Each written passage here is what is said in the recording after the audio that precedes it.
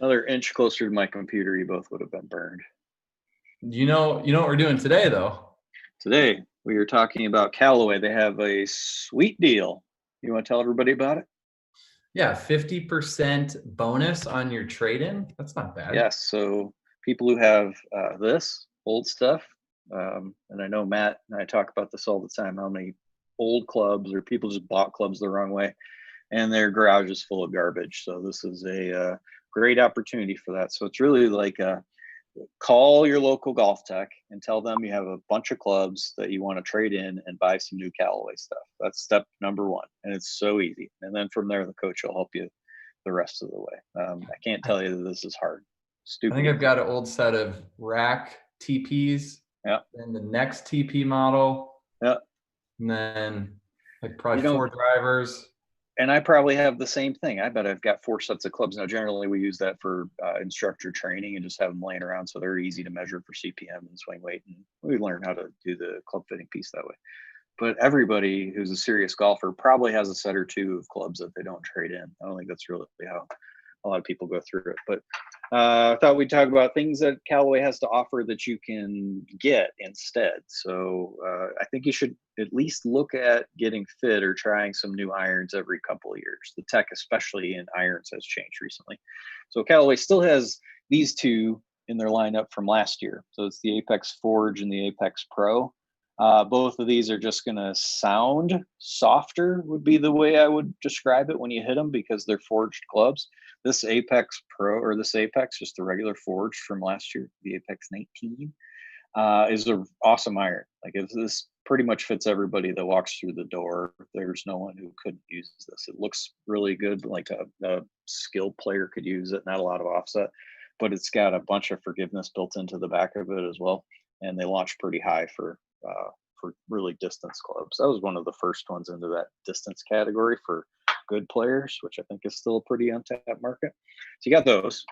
Matt Rude, Then are either of those in your golf bag? What's in your golf bag? I have a ever rotating band of equipment. I'm trying the new level irons right now, but I've got a Callaway 3-wood, and I've got a PXG driver, and I've got some Quack custom wedges that I love. I just got, and I've got a Byron Morgan custom made putter. interesting. Corey, do you get anything new lately? Or are we talking about what you're going to get? Putters, lots of putters. Yeah. I did see that putter.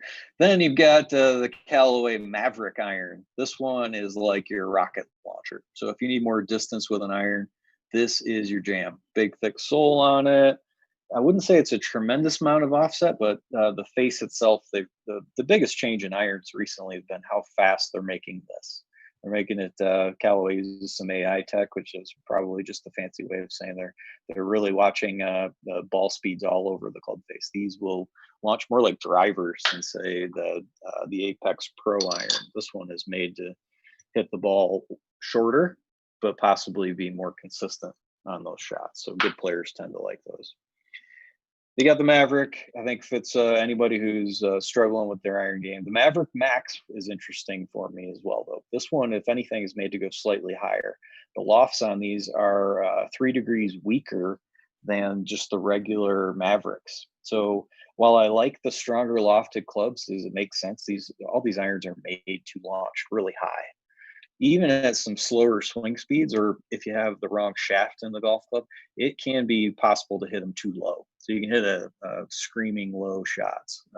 That's where I would tell someone, if they were going to try this Maverick iron, most people I would tell start at the 6 iron. Don't bother with the 4 iron. Don't bother with the 5 iron. Just start at the 6 and see how your launch conditions are for that. And if you can land a golf ball on the green close to 45 degrees, then you have an iron that's useful. If you can't, then chances are you need to use that off the tee, or you're punching out from the trees with that club. Here's a good chart that producer John or producer Sabrina just yanked up there. You can basically pick, based on your club head speed, which iron you should start with. So this is why trying to fit yourself is not the best idea. It's unless you know your club head speed with a 6 iron, you don't really have a good place to start, or even the 7 iron. So higher ball speeds, and then I'd take this chart, and it's going to be very dependent on the iron. the Maverick Max, you're going to be able to go one iron more. So most people could start with a 5-iron with this one pretty quickly. But this is stuff you get when you're getting fit for golf clubs. So I do really like this. If I were going to play a large club yesterday when I was hitting with Adam on the show, I grabbed that Maverick Max iron. I hit one shot with it that was pretty solid, a 7-iron that flew 205 and landed at 45 degrees with a steel fiber 90-gram shaft. I mean, these are rocket launchers, just built to go far. So that's a cool option. Hey Matt, Maverick Max. Matt, I have a game. I don't know if you watched yesterday, but how many shots did it take for Nick to hit a shank? Did you happen to see that, or is this? I didn't see. Okay, I'm gonna have to go look now. How many shots do you think he took? He's watching now. He's got no guess. I don't know. Do you have a guess, Matt? Any guess? How many shots? 4. It was 3. He had some impressive skill there. So disappointed in your underestimating my abilities. Like this one though, nice shiny Maverick Pro. So this one's still made to be pretty hollow. It's fairly wide soled for a player's iron. And I've hit maybe a handful of these, and these go a long way too. Brad Skupeka, who we have on the show regularly, is awesome on our team here. He hits his pitching wedge close to 200 yards in the air with these. So at altitude, that's not totally uncommon. I'm not too far behind that, but it is really long would be my start. So if you're a good golfer, what counts as not too far behind that? 40 yards? No, I bet I hit the pitching wedge in that 180, 185. It's just the ball carries here, man. That's why it's fun to hit so many of these shots. And we go for the high launching drivers like this one. Start with Maverick Max. This is the most forgiving driver that they have, and it's got 2 different weight ports on here. If I can try not to wave that around too much. So you've got a lighter weight here and a heavier weight here, and you can move those around. I like this a whole lot better than weight tracks. Like most commonly, the Epic Flash had a weight track back here where you could slide that around. The problem with weight tracks is that you have to use a lot of weight to actually build that and hold in where the screws and the weights are going to go. So if this was a weight track, right about where I'm drawing my finger on this, it'd be you'd have a lot of extra weight in a spot in the club where you don't want it. So I'm actually a big fan of doing these more pointed and aimed spots on the club locations to do that at. That can really change the draw bias of your club. So if you slice and you want to hit it straight, Maverick Max is a good way to go. The one that's been, I think is really polarizing because the utility of this is interesting, is the Maverick Sub-Zero. This name has been around for a while. This one I think is great for your better player, and specifically those who swing fast and want to reduce spin. That tends to be an issue with better golfers. You swing faster, and you can impart more spin on the ball if you use the wrong spin loft or just the wrong loft driver. So this one, if you put the heaviest weight up in the front, you lessen how forgiving this driver is quite a bit, but it can really give you a tremendous amount of ball speed that way and reduce your spin. So it's really just taking the center of gravity, moving that thing down quite a bit, and poof, this is a rocket launcher. So if you're like Cordy, sometimes we talk about how good of a driver you are. I know relative to the rest of your game, that's by far the strength. Something like this might really be able to give you some extra yardage. Would be an interesting try for you. I know you're a ping guy by trade. And the last one was drivers, Nick. That's all that matters. Just putters and drivers. I hear you, man. Just drive it up near the green. The last one, and the most popular one, and one I think is a really nice overall driver or all-around driver, is this Maverick. So they did something different with this. They went with the idea of, let's make you swing it faster. Let's try that. So you can see the shape and the design of this, how there's very little golf club down here in the bottom.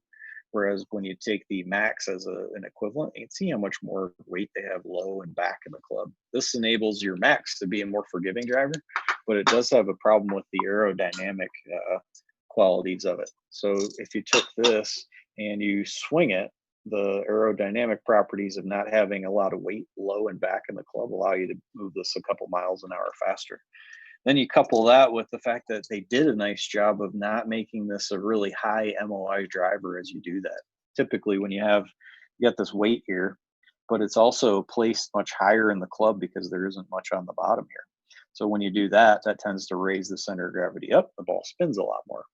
They did a nice job of designing this one. where you might swing it a couple miles an hour faster, but it doesn't spin a lot. Let me put my thinking hat on here and just a really good question. If this doesn't blow your mind, I don't know what will. I'm ready. Is it more helpful? I can't wait.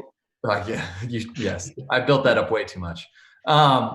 Is it more helpful to swing 2 to 3 miles an hour faster, but hit it a little poorer and have lower ball speed that way, or is it to swing it a little slower but have higher ball speed because it has more forgiveness? Is that question make sense? I think both can work, but the way I would do it is hit the shot very solid and start with that one. So you would sacrifice your arrow to hit it more solidly and gain ball speed.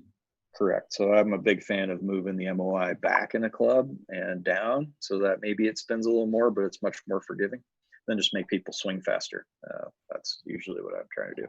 Okay. But there are people who maybe don't have the instructor around or don't want to take golf lessons and want to just reduce the spin. They think they spin it too much. So that Sub-Zero is really cool. Then they did a cool thing with the fairway woods. They have all 3 of those designs still continuing into this. So where that's interesting is that they do the same thing. Your Sub-Zero will spin less. It's much more fade bias. And I think this is an interesting little picture, if I can get that. The weight that sits up near the leading edge between the jailbreak, it's slightly towards the toe. So if anything, when I talk a ton about where you want to hit it on the face with hybrids and fairway woods, and now if you hit the shots ever so slightly towards the toe, they hook too much. That's actually being reduced a little bit by that one. So you might want a driver, as an example, Cordy, that just goes really straight. So you take a Maverick Max out. But you might want a 3-wood that you think you need to hit a little further based on the golf course you play, or you feel like you don't hit those as well, or they go too high. You can get a Sub-Zero fairway wood and really just help maximize your ability as a golfer. Or I think the most common one would be Maverick, again, is made to be swung fast and launch it far. It's just a pretty typical fairway wood design. That's their bread and butter. But if you struggled hitting your 3-wood, like I think we talked about on another show, like everything after 200 yards got pretty tough for you to use. Then you take the Maverick Max 3-wood, which is the most forgiving. It's a little draw bias relative to the rest, but this one would be most likely the one you could hit the highest and spin the most. So it might become a more usable club for you that way. So you don't have to follow the line perfectly from driver to driver, iron to iron. Couple that with my favorite golf ball, because this really is that triple track, I think is really interesting. So you've got that golf ball. You can still have the same putters as well. Triple track ball, triple track putter. You have quite a combo for alignment. And especially when you get like these really long alignment aids like this white one here. This is one of my favorite ones, the Marksman putter from Odyssey with this golf ball. And you've got just a really cool way to practice your putting if you struggle with that. So all that kind of wraps up into there's some hybrids, some wedges, some different putters. A lot of golfers, I think, like that spider putter that they've seen Dustin Johnson, Rory McIlroy, and a host of other people use. Well, Callaway or Odyssey came out with one as well. Their Stroke Lab 10. This is a really super high MOI putter, very forgiving. A couple of weights really far back in the head.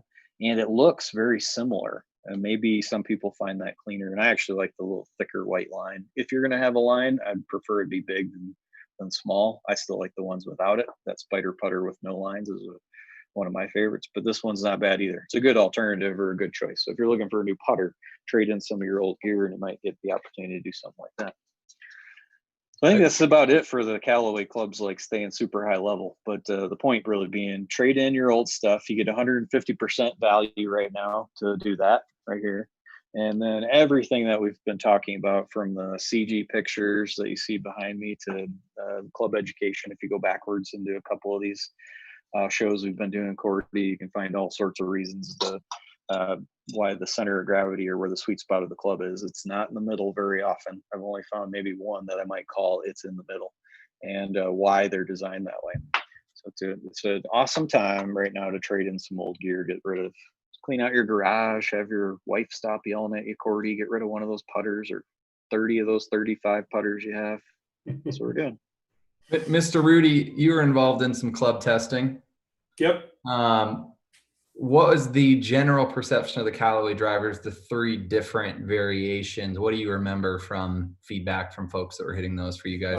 Well, the group I get year over year, it's the Jason Gus. It's the accomplished Club Pro group. And I think what everyone in my category was looking for, whatever the product line was, was differentiation between the models. Where if there's different clubs in the line, that they're actually when you put them in a skilled player's hands, can you actually see differences in ball flight and differences in the launch monitor data to account for that, so that they're actually, when you're actually making a choice, that there is a choice. And I think what Callaway does a really good job with is creating real choices when you're trying to go put something in your hand. It's not, there's not just a different label on the bottom. There's and I think Nick would probably back that up with the data that he's measured them, so he knows. So there really is a benefit, number one, to getting fit, and number two, there's choices. And I mean, I'm not quite old yet. I'm sort of mid-old, but I can remember the days when you'd go buy something with a stock shaft and a stock head, and that was that. And if you were going to tweak it, you're tweaking it with lead tape or something along those lines. And we have much better tools now. Yeah, and you had that one driver, like the tailor-made burner driver. That was all you could buy. The right. Callaway Big Bertha driver. That was it. Yeah, and if there were 2 shafts, that was a lot to choose from. Yeah. So I think, just like anything else, choices are good, and there's a torrent of information out there about what you can do and what's good and what's not good. And now there's a lot of sources for curating some of that information. And I think that's where the average weekend golfer needs to be more cognizant, because you can go pick something up on eBay, you can go pick something up from the shop down the street. All those things are viable options, of course, and there are plenty of people that would take your money, but you're much better off getting some guidance about what should be in your hand, because I think you get more satisfaction for the money you're spending. Yeah, I think you can going to get fit is your best option. You could also hang out on the Golf Tech YouTube page and learn a ton about the equipment that you would go try and make a decent buying decision on your own, if that's what you want to do. If you're really like a golf nerd, you've got tons of golf nerd stuff. Brad did a driver review of all these Callaway drivers. It was much more in depth than what I just did. I mean, information's out there. It's a good time to be a consumer. And then your earlier point of Callaway, they have made 3 drivers that really encompass like every problem someone could have. There's nothing that they missed in this line. I think it's maybe the most inclusive of all of them. Well, in the ball flight, and Nick, I've heard you talk about this before, the ball flight difference from one particular configuration of a Callaway driver on, we'll call it the left side of the range, compared to the right side of the range. I mean, you're talking 30, 35, 40 yards difference in ball flight. Yep. And when you think about how possible that is now in 2020 for the same dollars, I mean, it costs the same. You're just getting better tuning. And when you think of how much of a ball flight difference you can create with the same swings, there's a lot of players out there who are making the game harder than it has to be, because they can essentially fix 40 yards of mistake just by making the right purchase. Yeah. At one point, Callaway had done some math of, if you move, I mean, we talk a lot about how you can move this little X edger here. If it moves a couple millimeters one way or the other, that can matter. Well, when they had the first version, I believe, of Epic, and you could move the center of gravity 4 millimeters. It's very small. Right. But at 100 miles an hour, that equals almost 20 yards of difference left or right. Well, now you can move these even further. So 5.5 millimeters is usually the most I can move one of the center of gravities. Now you're talking about maybe like 30 yards if you swing 100 miles an hour, maybe even more than that. So 30 yards to the right now becomes online without changing much. It can go the other way too if you don't make a good decision. So you buy the wrong one and you have your error 30 yards more egregious because of how you have the club set up. So it's important. I think the other thing that's important too to remember is your specs change over time. I mean, that's not so much a year-over-year thing, but as you get older, your specs change. I had ankle surgery in March, and I can now move closer to the way I moved 2 or 3 years ago. And then when I got fit I have the PXG driver now, and just the fit from that club compared to the Cobra driver that I had last year was substantially different, just because of what I can do physically this year versus last year. So I don't think you need to go month in and month out and get fit, but you should definitely check in on your fitting every once in a while, just because you might be surprised by the change in the settings. Mm-hmm. Couple that with a 9-degree driver of this Sub-Zero is not the same 9-degree driver of this Maverick Max. They do not perform the same. You might get a couple degrees of launch difference out of that, if not more. So it's important to try it, get fit, use a launch monitor, have someone there who does it, who professionally fixes people's swings so they know actually what you're doing poorly, but also fits golf clubs. I think that's your best combo. Well, I think, Nick, you've probably seen it a million times, but how about the scenario where you're going to play with your buddy and you're on the range ahead of time and they've got some kind of driver? This is more common pre-social distancing days, but you take your buddy's driver and you go, hey, let me try that. And you smoke one, right? The first swing.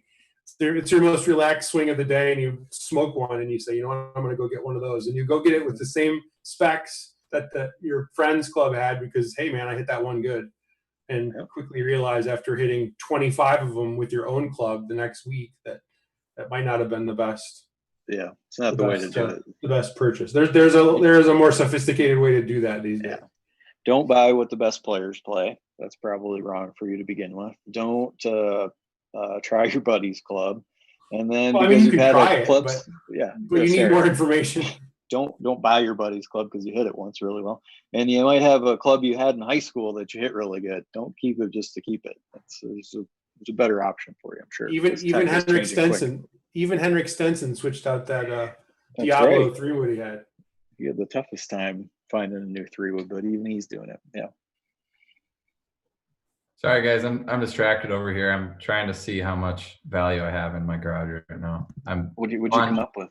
Here, let me share my screen. You don't even want to know how much I have in my garage. Yes, I do. That's the point. Other people feel like they're alone in this golf battle all the time. So I've got these 6 sets of old TaylorMade irons. I don't know if I can let these go though. I'll be honest. Hey, you can keep those collectors. They're just going to sit in your garage though. If you have, I'm waiting for an OEM to do like the car companies do, where you can when you conquer someone from the competing, like if Callaway really wanted to capture somebody from TaylorMade, you get conquest cash that's more than if it was 200% value. Yeah, exactly. Hey, Callaway's going to listen to this. If somebody does that, so. I want my percentage for that idea. So how much do you want? Because that could be a big. However much the person who took the E out of Maverick got. Same Oh, well played. That's good. Cordy, you're like everyone else though. You have these old clubs. You aren't going to use those TP smokes. And if you do, you shouldn't. It looks so good though. Nice. They look so great. I battle that same thing. All my sets come from friends of mine who play professional golf, and then I think, do I really want to get rid of those? No one else has these things. But yes, you want to get rid of them. Okay. Good. Sorry, man. I will. Think of how much happier your wife will be. Get rid of them, then tell your wife what an amazing deed you did. She'll love you even more than she does now. I just sent a set of my Cobra irons to my cousin, and just the act of sending them to my cousin made my wife happy, and it didn't even involve a financial transfer. Right. Think of all the marriages you're saving right now, Cordy. You and Matt. Hey, I'm gonna do this. I'm not gonna mess around. We're actually gonna do this. This is not a bit. I need to get rid of these things. This is great. I have to get a tractor trailer to carry them all in. Yes. And then if you want some information on all this stuff, you can check out a little bit. There's a little more detail on the Golf Tech page, especially with just the Callaway Tech. If you want to learn a little more about jailbreak or the triaxial carbon that's on the top of all these things, which makes them a little bit lighter, and a touch more about the cost here. It's a good starting point. And then this can connect you to a coach who can help you find your way to them, and they'll help you deal with the $150 50% that you're getting for those trade-ins. That is probably one of the biggest pains I think average golfers go through, or you watching this.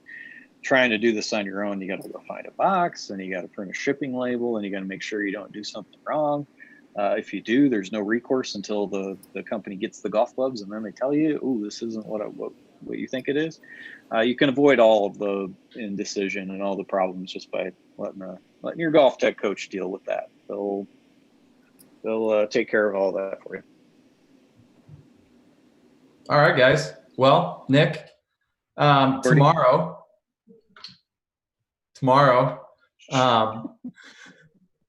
I don't want to reveal any production secrets around here.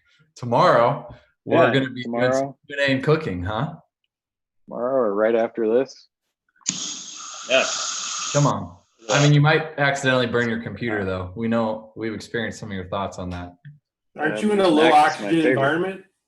I am. I can barely breathe right now. Sucked it all right out of the room. It's crazy. Unbelievable. That'll be fun. We're going to do a little mountain view tomorrow. So I think if you want to hear some Q&A about golf tech and what it is that we do and don't do and just general golf things, I'm going to try to do that and multitask, and you're going to get to stare at the Rocky Mountains. Why wouldn't you do it? Let's do it. We'll see you guys tomorrow. Later.